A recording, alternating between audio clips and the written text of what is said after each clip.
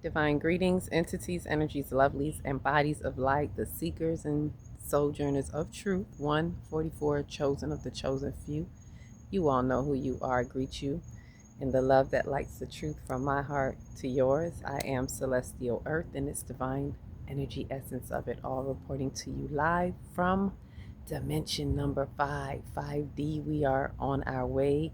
We're already here, but we're going deeper within, especially with the cosmic messenger, third eye atlas, guiding us in on this cosmic path. So what I'm speaking to you about now, this is a reflective video. This is a post full moon in Gemini reflective video. Let's call it the part 2, because I know I already did one, and unfortunately, I didn't get back that night as I was doing the workshop. So I did not get back that night to do a moon video. I wanted to do one capturing the moon, and the nights that followed were raining. So we didn't get to capture that moonlight, and I just can't seem to let this message go. So we're doing a post full moon in Gemini. So look at this as very reflective. It's been about a week because we have a week to go before the new moon.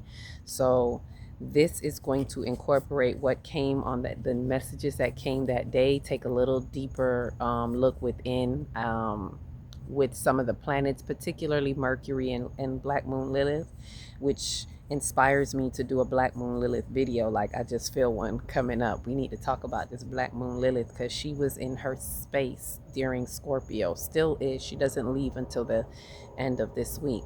So not only that, I'm going to share the reading, the cards that I pulled that night with the full moon. After the workshop, of course, I was able to sit down and just pull and see what the energies were saying, and I just kind of held those until now. So let's dive right in. As usual, I'm bringing you the news to infuse if you so choose to infuse with that light, and if not, you can always refuse, but be prepared to be fried on the grid. Ashe. So welcome in. This is I'm going to share the downloads, and I'm going to share of course, input what I can and the cards. So stick with me, bear with me, or lion with me, because this is a lion awakening, the lion heart that is awakening us as we step into the heart expansion, because we're in the heart chakra season. So with that said, this is towards the full moon in Gemini. So let's retrospect with me, if you will.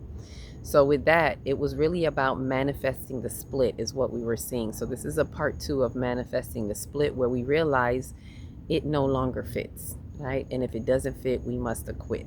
It was kind of like that feeling. And a lot of us are still feeling that feeling of it just don't fit no more.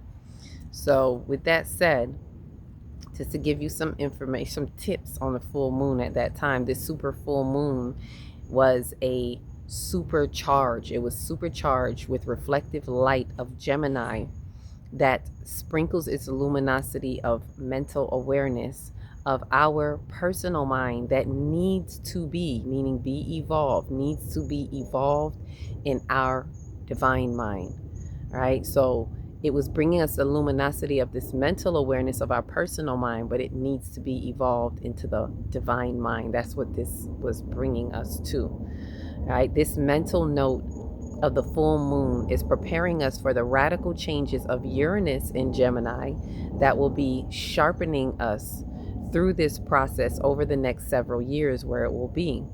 So we've only just begun. It's just the beginning of this transit, this Uranus transit through Gemini, and the full moon perspective, or retrospective reflective look, is giving us this culmination of what has been happening, and then introduction into where Gemini, what's going to be happening when Uranus enters into Gemini.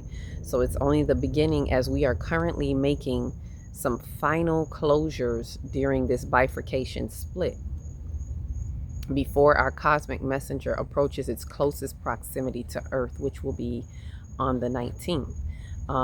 Third eye atlas, which is what we're talking about. For those who don't know by now, when I say the cosmic messenger, because that's what it is, consciousness, cosmic consciousness messenger, is what they call 3-eye atlas, but I prefer to call it third eye. So it's with this understanding of the full moon energy that it is bringing us into this reflective space of what has been happening over the past 6 months with Gemini, with where we were 6 months ago when we were at new moon in Gemini. So what's kind of happening with communication, with travel, and not just traveling, getting on a plane like you hear that plane above, but astro traveling, time traveling. A lot of us are recognizing that we are quantum leaping. Like, I had a dream just the other night where it was like a blink of an eye and I was here and I recognized it in the dream that I just teleported. A lot of us are teleporting and traveling, and we don't really get it. We think we fell asleep for a moment, right? It's like, did I just sleep? No, you traveled, you teleported, and you went into another mental space and snapped back. So there's a lot of this that has been happening, and we're recognizing, and it's preparing us for radical changes when Uranus moves through Gemini, and it's changing a lot in our communication, meaning a lot of us are going to realize that we can communicate through this telepathy, this teleporting, right? So as I said, from personal mind into divine mind. And in order for us to grasp those radical changes that Uranus would bring in Gemini, we really have to understand in our inner world, the moon that represents our inner world, how we are, communicating within and between one another, and how what the moon is really highlighting for us, as I said, is bringing us out of our personal mind, because Gemini is the mental, the mind, but it is really in its most evolved state bringing us into our divine mind. And that's what this full moon was really bringing us to, while the sun was in Sagittarius, still is, into expanded wisdom. Because for us to grasp that expanded wisdom, we need that divine mind. We need our mental capacity to get out of our personal thoughts and into the divine will, out of personal will into divine will. So that's what that moon part aspect is saying. Now, to go into Mercury, who rules Gemini, which is why I said look into your chart and see where your natal Mercury is, being that Mercury rules Gemini, so you can see how it personally works with you. But Mercury, who rules Gemini, is closing out its final degrees in Scorpio.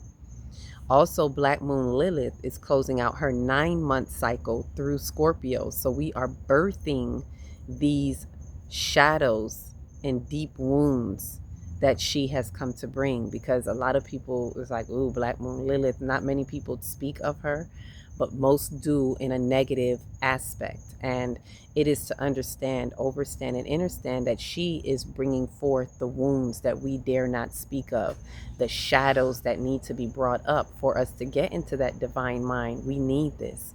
And she's been working with us for 9 months, but I'm not going to go too deep into her, because I want to do a separate video, like really us investigating Black Moon Lilith and how she's been transiting through Scorpio these 9 months. So ever since March, you have probably been feeling it, and we'll talk about that some more.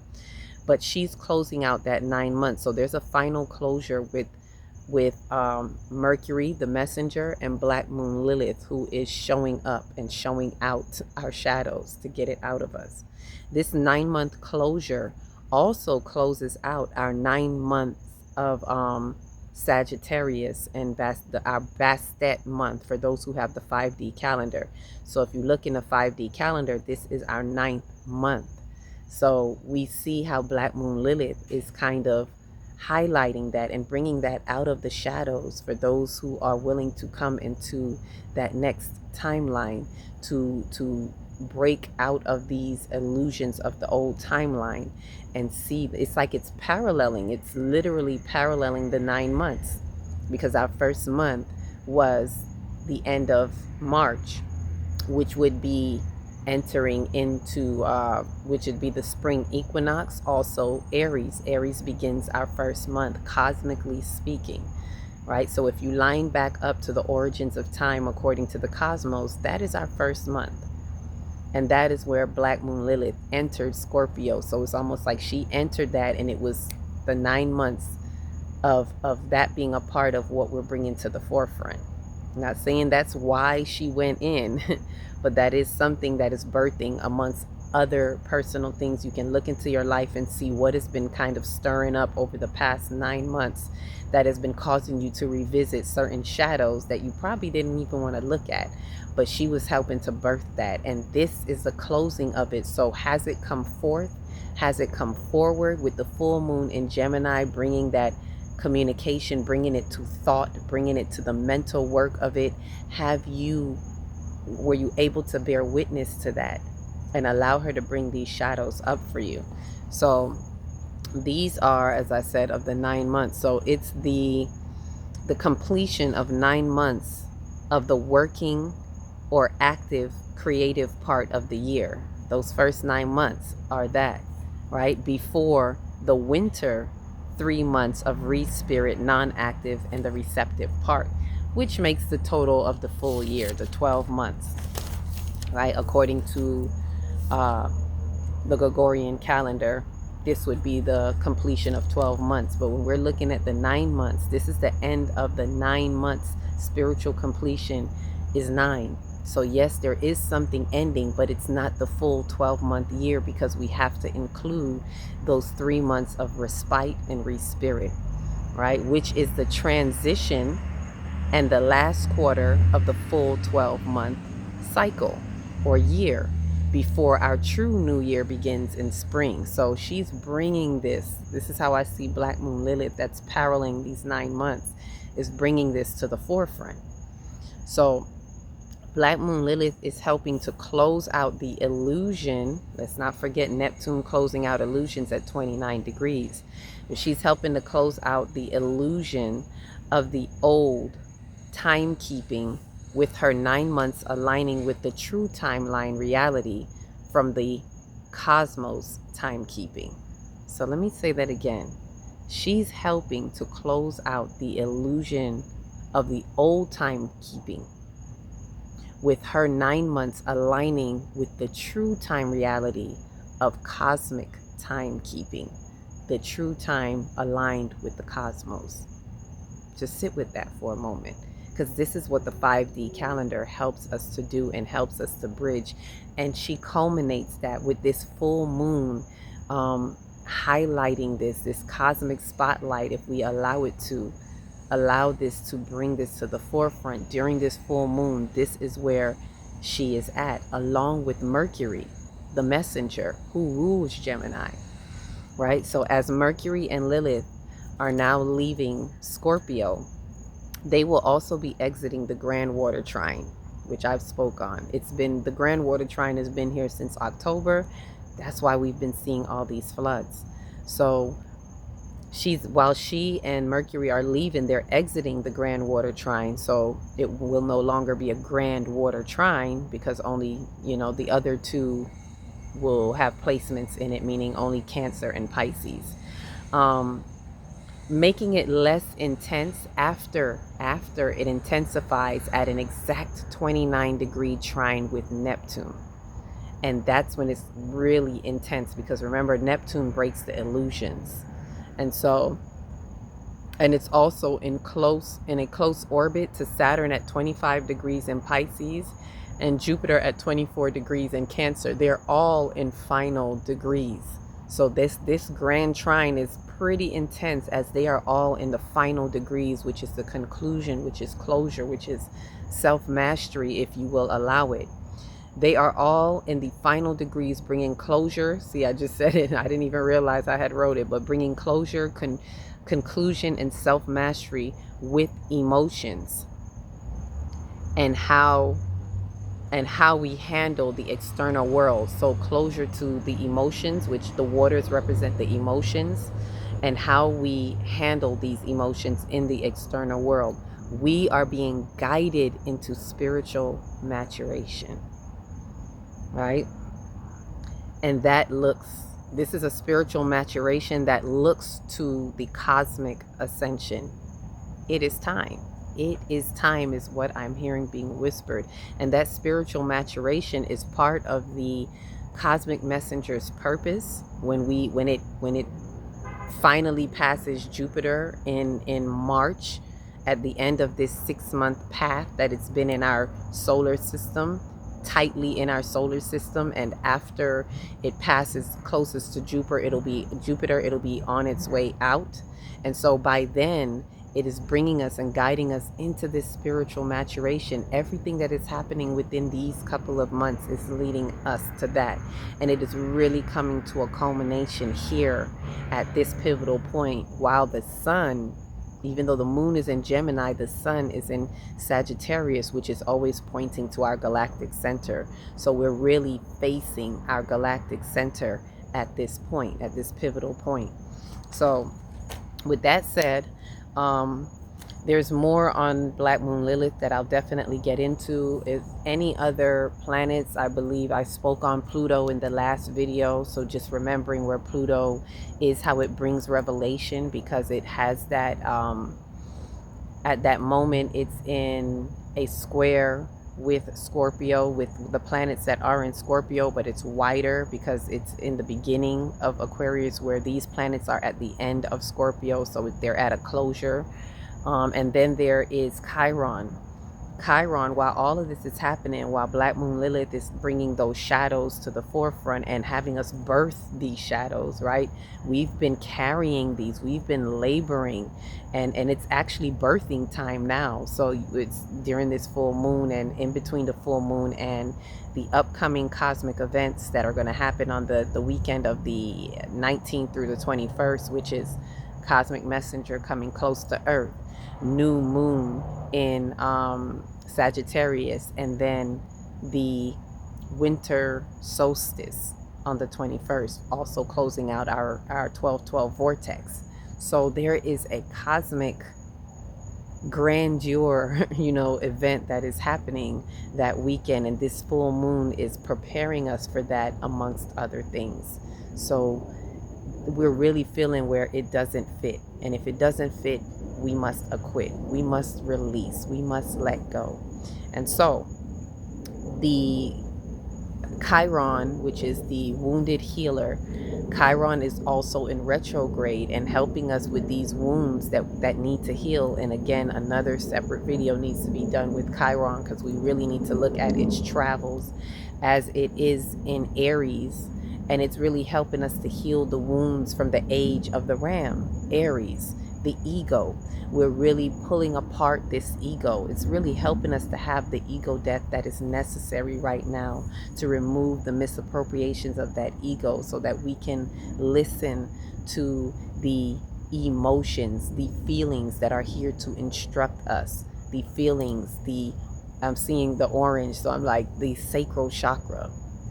Please look out for that sacral chakra workshop. I really do invite as much of you that can get into that. It is definitely going to help us tap in to those emotions and those feelings, like this grand water trine has been showing us, right? And as I mentioned that, look into this. But when I said it intensified at 29 degrees, it really intensified because Mercury hit 29 degrees on about November the 11th, 10th and 11th, and there were about several floods happening. Asia, Indonesia, Philippines, even the flooding in Washington. Everywhere you look, there is flooding. There is still flooding, happening from that. So look into where you see that happening. Now, of course, it's a little drizzle, so I'm gonna have to make it go. So look into where you're seeing those floods that were taking place. So before I close out, let me definitely show you, and it may just rain down and I'm gonna have to let it, but let me show you the cards. This is the important part, the cards that were pulled on that full moon. We have the earth magic. Okay, Spirit, was there anything else? Okay, Saturn went direct as well, and we spoke about that, I believe, in that first video, so we covered that. Okay, I gotta make sure, I gotta check in with the team. So earth magic was the first card that actually flew out before the whole 7-card draw, and earth magic is a root chakra card, and it was